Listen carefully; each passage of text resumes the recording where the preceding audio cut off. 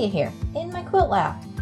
Quick little video on getting that perfect 1/4 inch seam, testing out your 1/4 inch seam on your new machine, or just getting ready for a new project and you want to make sure your 1/4 inch looks good. Just want to go over a few things first. what I'm gonna be sewing today is 3 pieces of fabric. They're each 3.5 inches long and 1.25 inches wide. And I'm going to be doing, I like to pick a different color in the center so it's more obvious, so that when I do the seam, it'll make a perfect like 3.5 inch block.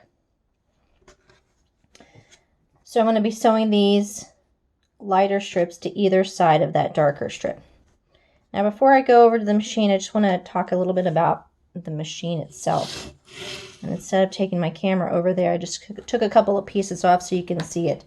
So when you're looking at, a lot of machines have this kind of plate on their machine, and you'll see that there's a bunch of little lines, and that's indicating where the seam is. So for instance, there's the 1/2 inch, there's that 5/8 inch, that's what we use for apparel sewing or costume or things like that. And you can actually see here really light, this is the plate that covers the bobbin area. There's that 1/4 inch right there.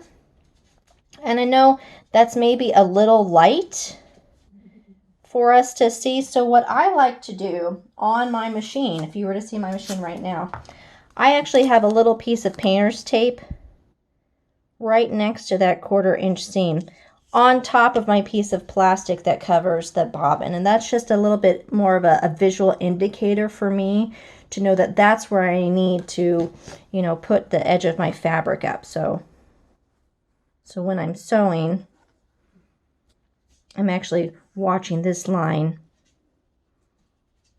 and sewing the edge. I've even seen a bunch of people who will take several layers of blue tape, like 4 or 5, and then put it there so they have a nice kind of wall to butt up against when they put it under the needle.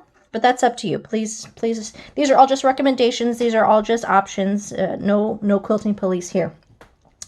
I also want to showcase that a lot of machines come with what they call a 1/4 inch foot. And I have a Pfaff Creative Icon, and this is the basic 1/4 inch foot. You can see it's a little skinnier on this one side, and that's because when you put it on the machine, it lines up just perfectly with that 1/4 inch. So not only do I have this to show my fabric, when it goes underneath that foot, that's what it'll look like. A bunch of feet also actually come with like a little guide bar along the side. It'll jut down a little bit, and it'll act like that wall that I was talking about with that tape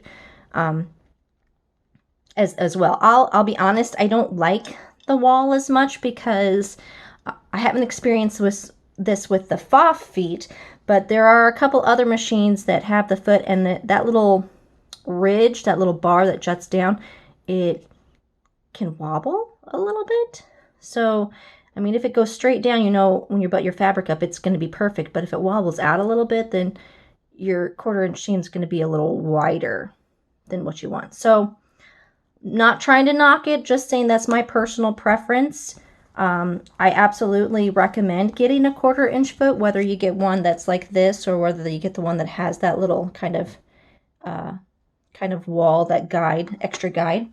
Completely up to you. Do what works for you. No quilting police here. So what I'm going to do is I'm going to take my little pieces of fabric. I'm going to do that seam on either side of that dark piece of fabric, and I'll be right back. Okay, I'm back from my sewing machine, and there we go. So I just want to show you that so that middle piece, the showing part, will be about 1 inch, and that's pretty darn good. I gave it a nice press. I just pressed it out. You can, whatever way you like to press, and no judgment here.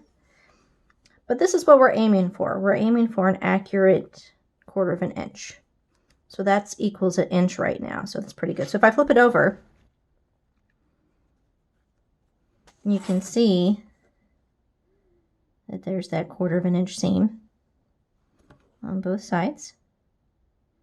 should equal about 3.5.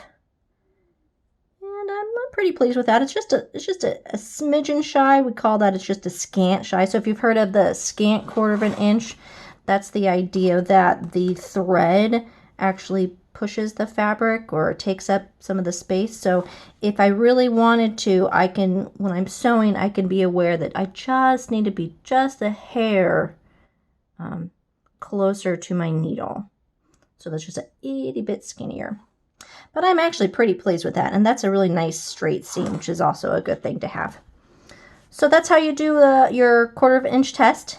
If it was a little wider or a little narrower, just take that into account. Maybe move your piece of tape over a little bit closer, or adjust your needle position so that you get a good 1/4 inch seam. And it's just about trial and error until you find the right spot. I used to have an old machine that didn't have any of these markings, so I would have to test out each and every time and use a piece of tape as a marker for a good 1/4 inch. Having that good 1/4 inch, though, that is crucial to have accurate piecing, or at least one of the steps for having accurate piecing. Let me know if you have any questions in the comments below, or if you have any suggestions for future videos. I would love to know about it. Give me the old thumbs up if you thought this was great and educational and you want to see more, and subscribe to my channel for other videos coming out in the future. And I hope you have a great day and have awesome 1/4 inch seams. We'll see you next time in my quilt lab. This is Cynthia. Bye-bye.